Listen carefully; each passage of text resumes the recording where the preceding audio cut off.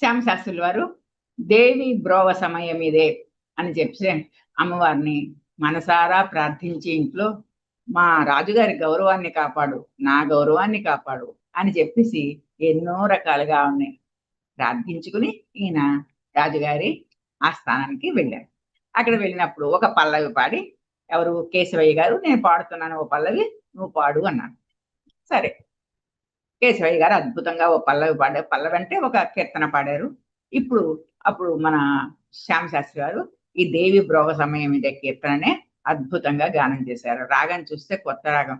కేశవయ్య గారికి కూడా ఈ రాగం మీద పెద్ద అవగాహన లేదు. అయినా సరే కేశవయ్య గారు కూడా సహృదయుడు కదా, అబ్బా బాగా పాడాడు, మంచి కీర్తన పాడాడు అనుకుంటూ ఆయన కూడా ఆనందించారు.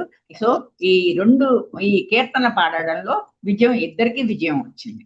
తర్వాత ఇంకోటి, ఇది ఒకసారి అయిపోతుంది కదా, ఇంకొకటి ఇప్పుడు ఏమిటంటే పల్లవి పాడడం. మనం పల్లవి, రాగం తానం పల్లవి అంటాం కదా, అలాగే పల్లవి పాడడం. అప్పుడు కేశవయ్య గారు ఏం చేశారు, సింహనందిని తాళంలో ఒక పల్లవి పాడి శ్యామశాస్త్రి గారిని తిరిగి గానం చేయమన్నట్టు. సింహానందిని దాంట్లో శ్యామశాస్త్రి గారు అవలేలగా 8 అక్షరాలు, అంటే మనకి తెలుసు కదా, ఆదితాళం, త్రిపుర తాళం ఇలా ఉంటాయి కదా, ఆదితాళంలో 8 అక్షరాలు వస్తాయి. దాన్ని చాలా సౌకర్యంగా ఆయన ఇచ్చిన ఛాలెంజ్ అనమాట ఇది. కేశవయ్య గారు ఇచ్చిన సింహనందిని తాళంలో చాలా చక్కగా ఛాలెంజ్ తీసుకుని ఈయన అద్భుతంగా పాడి వినిపించారు.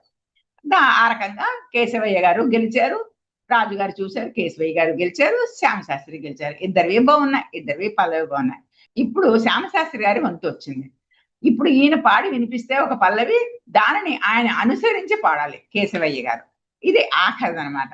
సరే, ఈ ఆఖరి దాంట్లో పరీక్షలో సరే ఇప్పుడు ఏమేం చేస్తారంటే శరభనందన అనే ఒక తాళం, చాలా పెద్ద తాళం. మామూలుగా 8 అక్షరాలు ఉంటాయి ఒక ఆవృత్తానికి. మామూలు ఆది తాళం, త్రిపుర తాళానికి 7 అక్షరాలు ఇలాగ ఉంటాయి అన్నమాట. ఒక తాళానికి, రూపక తాళానికి ఇలాగ. మహా అయితే 11 అక్షరాలు అలాగే ఉంటాయి. జంపి తాళాలు అవన్నీ ఉంటాయి, అంతకన్నా పెద్ద తాళాలు ఉండవు. కానీ శ్యామశాస్త్రి వారు, ఆయన చెప్పాను కదా, ఆయనవన్నీ చాలా విశేషమైన ప్రజ్ఞ ఆయనది. అందుకని శరభనందన అనే ఒక తాళం, ఆ తాళం ఆయనే కనిపెట్టారు. ఆయన ఈ కేశవయ్య ముందర ఒక పల్లవి పాడి శరభనందన తాళంలో దాన్ని ఆయనకి పాడి వినిపించమన్నారు. దానికి ఏమిటో తెలుసా, 19.5 మాత్రలు ఉంటాయట. అంటే 79 అక్షరాల కాలం. 79 అక్షరాలను పాడాక ఒక తాళం ఆవృత్తం అవుతుందన్నమాట. అంటే రెండో ఆవృత్తానికి వస్తారు. ఒక ఆవృత్తానికి 79 అక్షరాలు, 19.5 మాత్రలు. ఇంత విస్తృతమైన తాళాన్ని పెట్టి శ్యామశాస్త్రి గారు ఒక ప్రశ్న ఆయనకి ఇచ్చారు. ఈ తాళంతో మీరు ఒక పల్లవి పాడండి. అది పాడి వినిపించారు. ముందర శ్యామశాస్త్రి గారు పాడి వినిపించారు శరభనందన తాళంలో. దాన్ని మీరు పాడండి అన్నారు.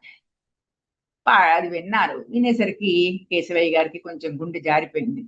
ఇదేమిటి, ఇంత పెద్ద తాళం ఏమిటి, 79 అక్షరాలతోటి ఒక ఆవృతం నిండడం ఏమిటి, ఇంత తాళం ఏమిటి, నేను ఎక్కడ చూడలేదని చెప్పేసి కొంచెం ప్రయత్నం చేశారు. కానీ అది ప్రయత్నం సాగలేదు.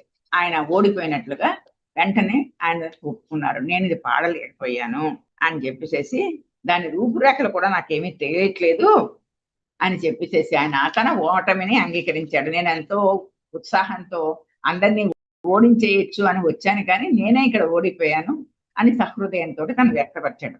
ఆ ఓటమిని అంగీకరించాక తంజావూరు శరభోజి మహారాజు గారు శ్యామశాస్త్రి గారిని అభినందిస్తూ, మా గౌరవం కాపాడారు మీరు, మా తంజావూరు గౌరవాన్ని మీరు కాపాడారు, మీరు మా ఆస్థానంలో ఉండడం మాకు ఎంతో గర్వకారణం అని చెప్పి అనేక బహుమతులు ఇచ్చి ఆయన్ని, శ్యామశాస్త్రి గారిని ఇంటికి మర్యాదగా పల్లకిలో కూర్చోబెట్టి పంపించారట. అప్పుడు ఇవన్నీ అయిపోయిన తర్వాత దీని సారం ఏమిటి అంటే, సరే మనం ఇప్పుడు క్రికెట్ మ్యాచ్లు అన్ని చూస్తాం, హాకీలన్నీ చూస్తాం, ఓడిపోయిన వాళ్ళు వెళ్ళిపోయి చివరిలో అభినందిస్తారు, ఇది గెలిచిన వాళ్ళు, ఓడిపోయిన వాళ్ళు మీరు కూడా బాగా ఆడారు అని, కానీ ఎక్కడో పోయింది, పొరపాటైంది అని చెప్పేసి అని చెప్పుకుంటారు. అది సహృదయత.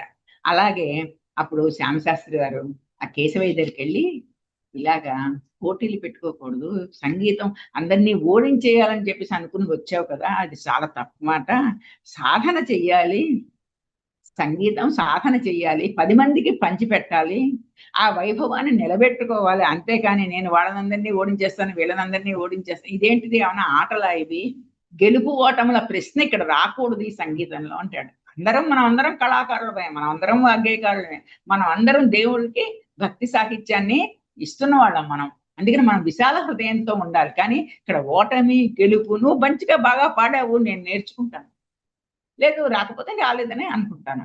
ఇలాగా ఒక సహృదయతోటి కేశవయ్య గారి దగ్గరికెళ్ళి శ్యామశాస్త్రి సంగీతం యొక్క ముఖ్య అనుభూతి ఏమిటి? మంచి సంగీతాన్ని వినడం, మనకి రాకపోతే అది నేర్చుకోవడం. అంతేకాని గెలుపు, ఓటమిల ప్రసక్తి ఇక్కడ లేదు అని చెప్పి శ్యామశాస్త్రి గారు ఇంటికి వెళ్ళిపోయారు. అంటే ఇక్కడ మీకు చెప్తున్నాను ఆ రోజుల్లో వాగ్గేయకారులు రాజాశ్రమాల్లో ఉన్నప్పుడు కూడా వాళ్ళ మధ్యలో పొరపచ్చాలు వచ్చేవి కాదు. విద్య కూడా పొరపచ్చాలు తెచ్చేది. ఎవరి దగ్గర లేకపోతే వాళ్ళు నేర్చుకునేవారు.